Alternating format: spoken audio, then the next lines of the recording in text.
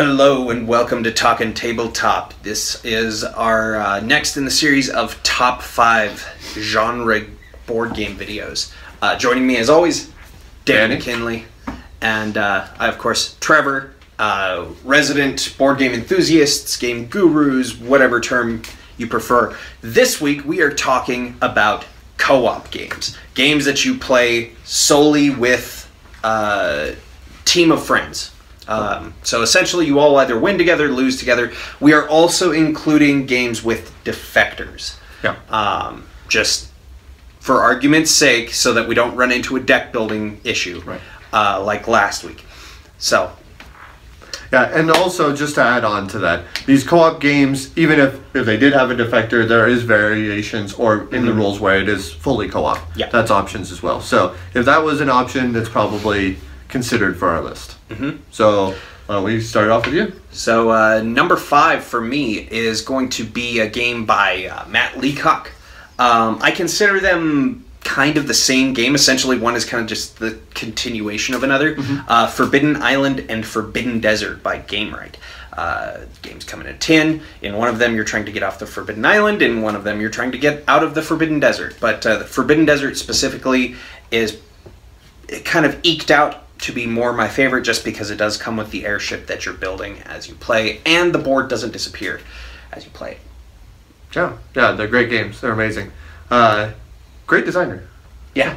So my number 5, I'm going to start off with an honorable mention before I say my number 5, and I just wanted to give a shout out to Mysterium. Technically an asymmetric game. One player's a ghost, the other players are people doing a seance, trying to figure out who the killers was.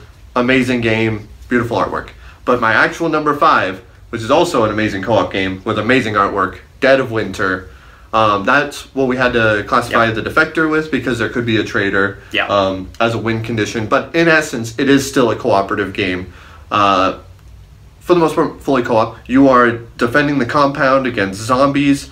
Whether you're a zombie fan or not, I am less so, but it's just the impending doom that's coming in, and you have to mitigate who's going to get food, who's going to go out of the compound, try and find resources, just whatever makes sense at the time. So much depth in that game. Their standalone expansion, The Long Night, doubles or triples the amount of gameplay because there's now new scenarios, adding special infected and other humans that, what is it, the Revolt faction or something like that. Separatists. Bandits. Bandits, thank you.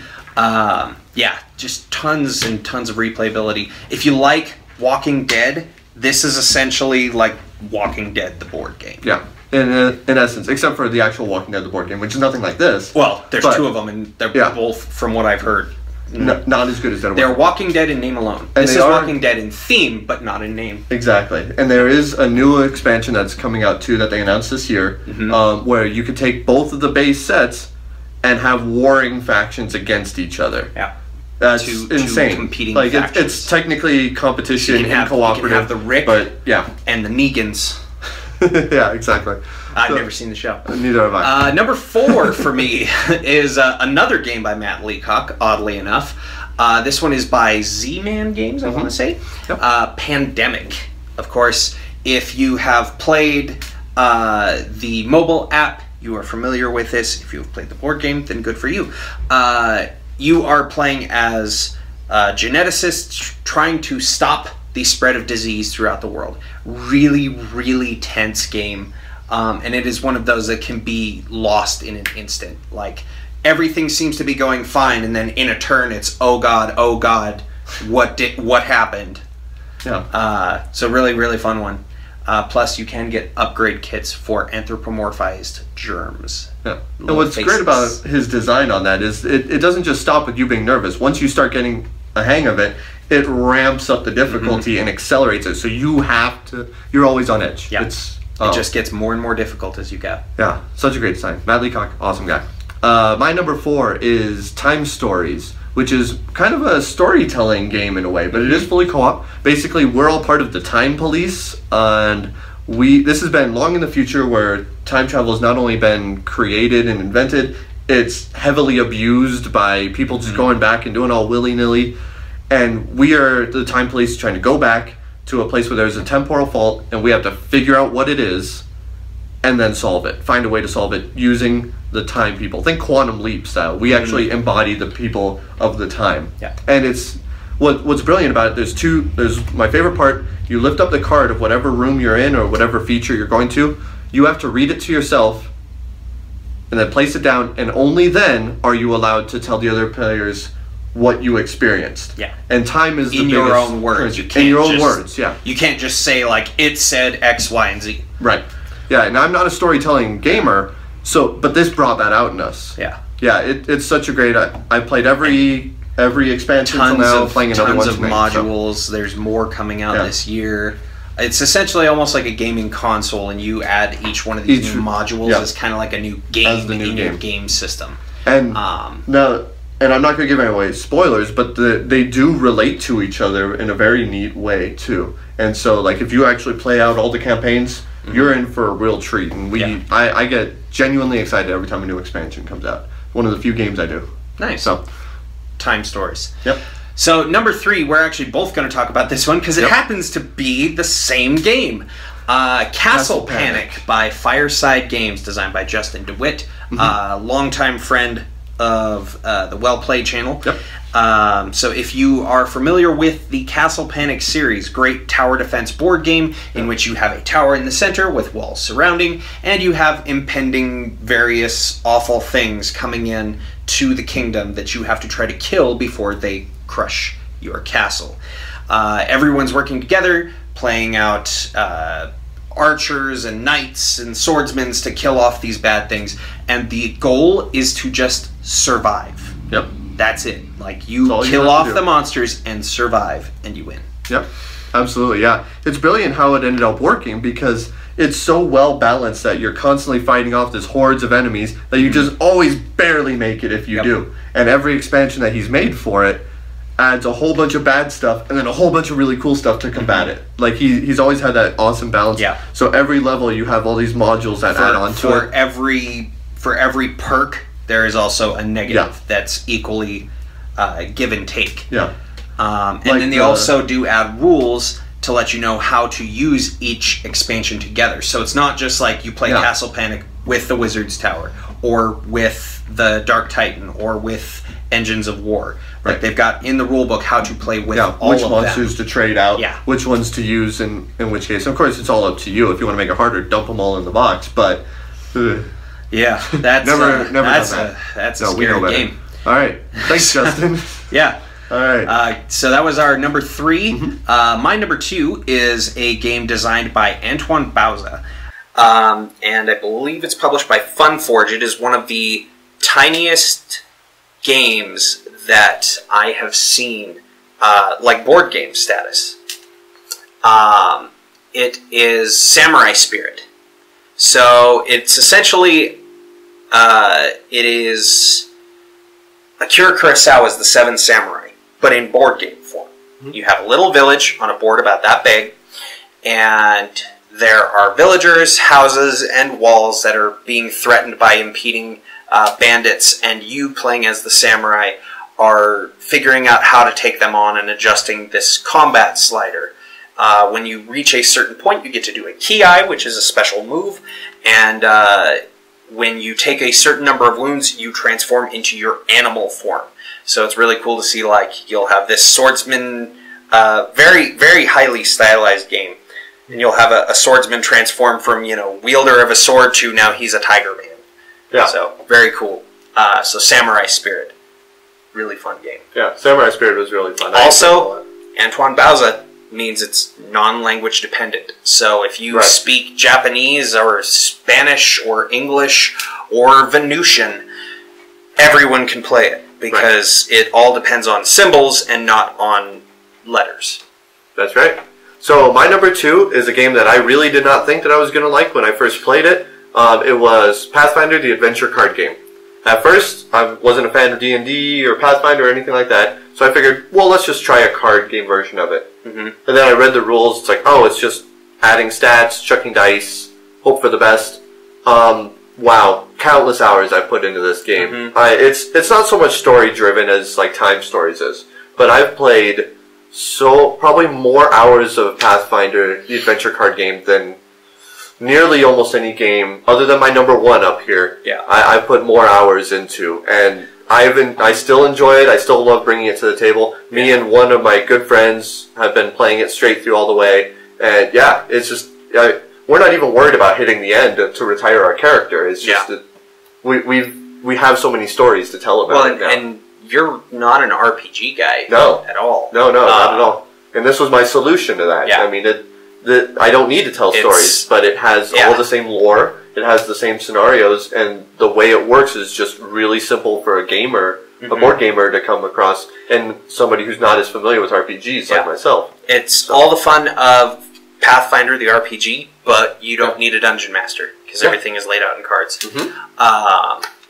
So Pathfinder, there's a number of different versions of it. I think they're on their fourth now. Fourth base Mummy's now. Mask or Mummy's Tomb or whatever it is. Yeah, and then each one has 6 add-on packs plus normally a character add-on. Well, 5, because one always comes with the game. Except for the original base. Yes, the original base did not come with the first one. It came with like a... But that's okay. Yeah, it's weird. $20 more for 110 cards. Yeah, it's worth it. And then there's a bunch of character packs, not just character packs for the specific sets, but they also have class packs where you can get like, this is the Paladin pack, and it has like 4 new Paladin characters, and a bunch of cards that help them. So, really, really cool game. Highly recommend it. Yep. So, on to number 1. Dun, dun, dun! If you've watched our top 20, then you know I can give this game never enough praise. Mice and Mystics by Plaidhead Games. It was designed by Jerry Hawthorne. And essentially, if you are familiar with like Secret of Nim or Redwall, this is an RPG in a box version of that. Of course, if you've watched Tabletop, Season 3, you've seen Will Wheaton play it with his family on there. Yep. If you've watched our series on Well Played, Roleplay is the name of the show. We played through the whole first book, but I improvised the story moments so that it didn't really spoil anything for people at home. So Mice and Mystics, really great cooperative game. The minis are awesome. You're playing as mice fighting spiders and rats, and then you get into the expansions where you're fighting frogs and wasps and a whole bunch of stuff. There's a giant snake. It's terrifying. Mice and I Mystics. haven't reached the snake yet. Wow. Yeah. Sounds not that bad at first. Oh, it's just a snake, but then you're a mouse. It's worse than the house cat. Ooh, that's pretty bad. So my number 1, this game has been highly praised or highly thrown down for a silly reason. I think it's a silly reason. I don't blame people for understanding it that way, but I disagree. Pandemic Legacy. Pandemic was going to be top of my list until I played Pandemic Legacy. I don't think I've played Pandemic since I played Legacy. Like, I used to play it almost weekly. Now, I don't think I've played it. It just dethroned it. That almost replaced my top game of all time. And so, of course, our top 20 list, you guys will know that as well. But Pandemic Legacy is just absolutely phenomenal. Every single month that we played, we were in the moment. It got crazier. We got more excited about the story, the twists and turns that it threw, and I still remember the look my wife gave me when I told her, "You need to tear up that card. That's what the instructions say." And she stared at me and just started shaking. As she destroyed it. And then tore it and then flinched like I was going to backhand her or something. I don't. So, yeah, it was that expression. Everybody just... and then gasped and just looked at me because they just tore up part of my game. I mean, one of the like upsides for it is that the game never plays the same way twice because you are legitimately modifying the game.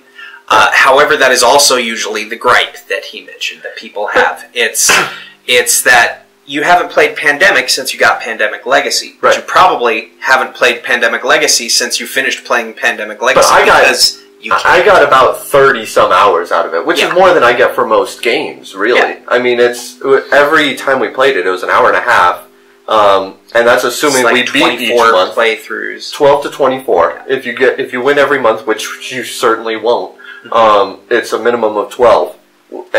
But no, it became really exciting. You care about your characters. When you know that they get that second wound and they're going to die, you really, really care about them because you know you're going to have to tear up their card.